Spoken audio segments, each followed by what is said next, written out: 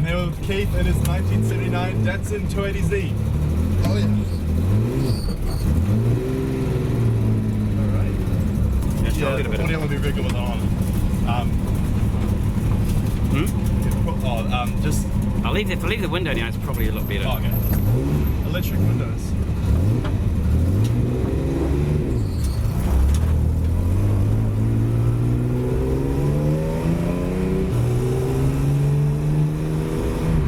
So Keith, how long have you had the car for?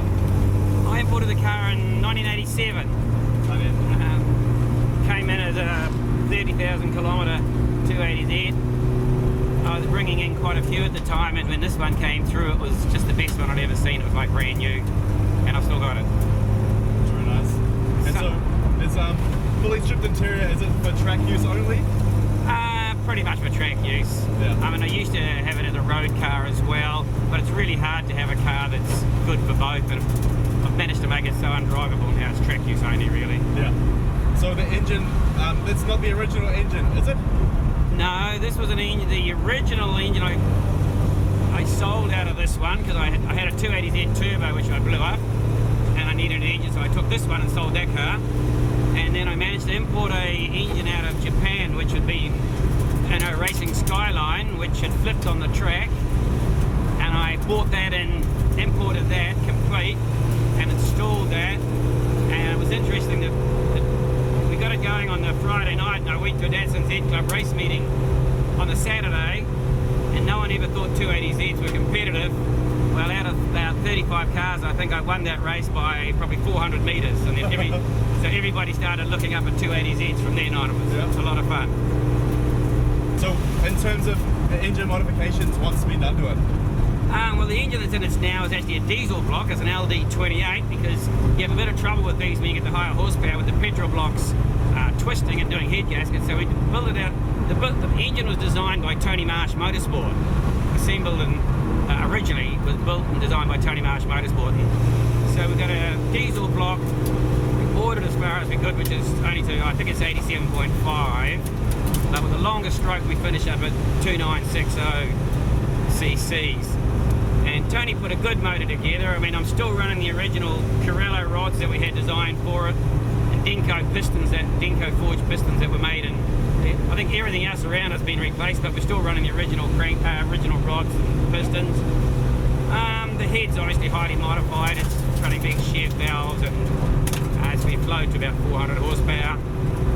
Obviously, most of the power on something like this comes from compression and head. We have to run on avgas. We're running pretty high compression. I think we're about 11 to 1, so we're running on avgas, and with no computers, we've got to be a little bit careful. Yeah. And obviously, the extractor system was made by Custom Chambers in East Tamaki. Peter Mackley's the man for these. I think it's 2-inch equal length extractors, running through his own custom muffler which he made for it. We're running a Supra 5-speed, mainly just for the strength, not for the ratios, but just the strength for such a strong gearbox. Twin plate racing clutch, slippery diff. So it's a bit not really good for street use, really? Nah, it's horrible for street use. It's dreadful trying to get an easy start on it, I'm afraid. My daughter's had it on the track a few times, and she has a lot of trouble getting it started without smoking it off the line, and to get an easy start is quite difficult.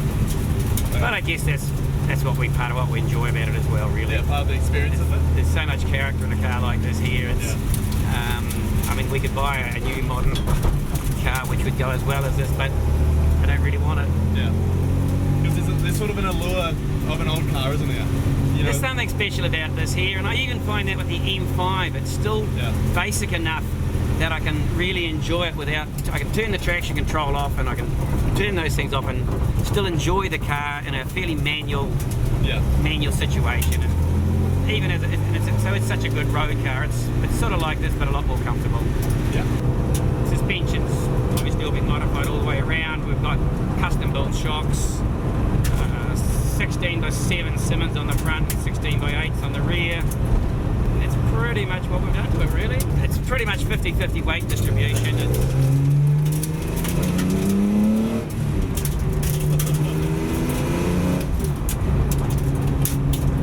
But as you can see, it's not particularly pleasant on the road.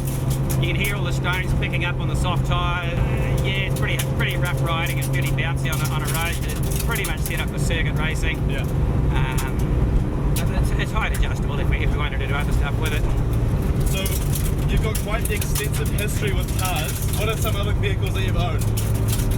Oh, gosh. Go back to I guess my first car was a 73 Mitsubishi GTO 5-speed, which was pretty radical at the stage. Pretty radical. And then my next car after that was a Pontiac Sunbird with a 3.8 V6 and a 4-speed manual. That was a hopeless engine. It was back the days of high pollution, so we took that out and put a 350 Chevy into it.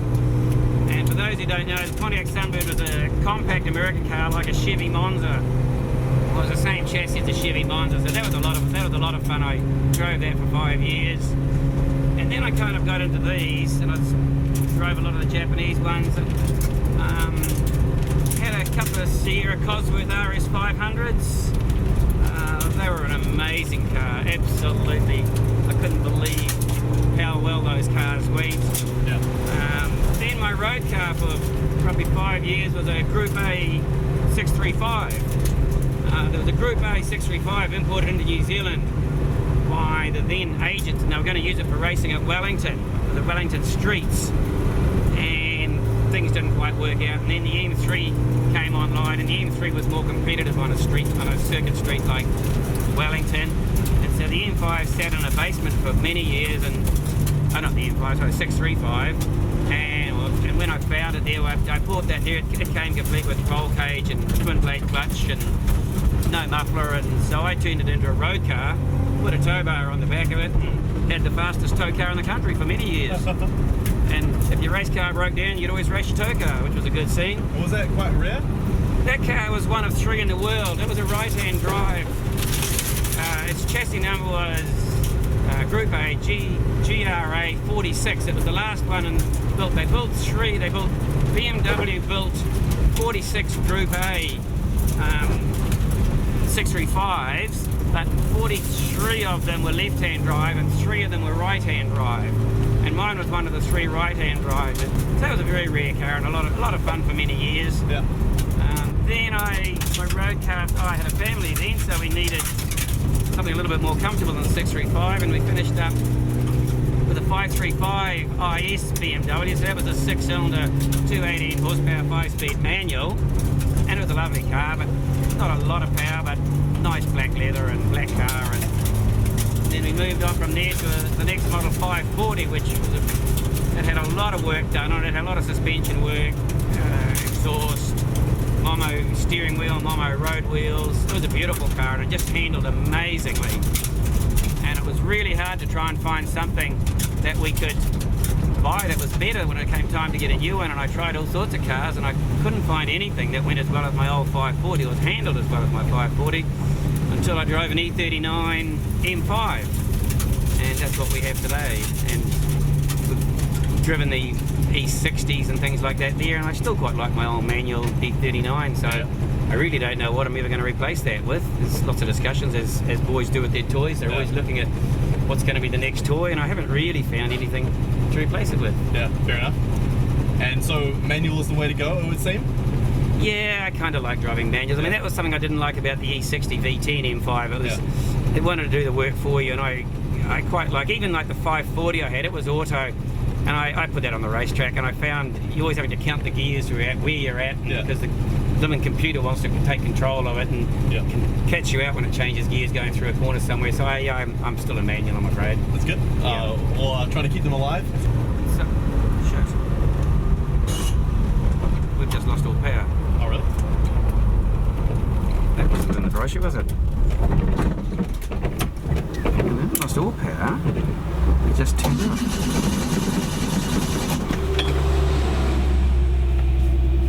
It just like turned off. Yeah.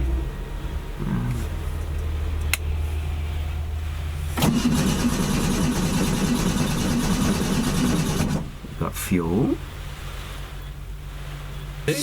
So right now the car has just died to an undiagnosed electrical fault, we think. Yeah, it just like turned itself off.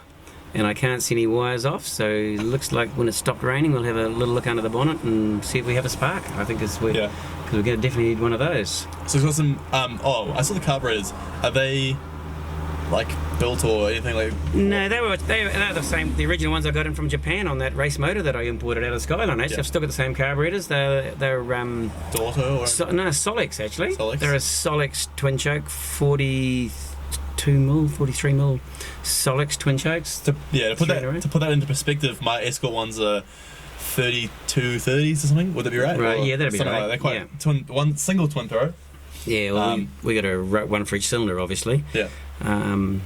And it's the problem because with modern cars and electronics, I mean, I'm quite envious of them half the time because they always start instantly and idle beautifully and don't have any Ford Advance issues. Everything's computer controlled. We're here, everything's manual. Yeah. And on a racetrack with a hot engine, you're always really cheerful when it starts and doesn't idle. And putting it on a trailer is always difficult. We usually winch it on because it's such an effort with the clutch, with the clutch and the stalling issues. So there's a lot to be said for a nice modern engine. Yeah. But in saying that, that's not quite me. No, nothing quite beats it really. No. So I thought for a bit of comic relief, I'd show you how a tall person gets out of a car with a roll cage. Are you talking to the camera? Yeah, I'm just demonstrating how I get out of the car. Oh, that's hot. Like winded myself. What? You just shit yourself in there.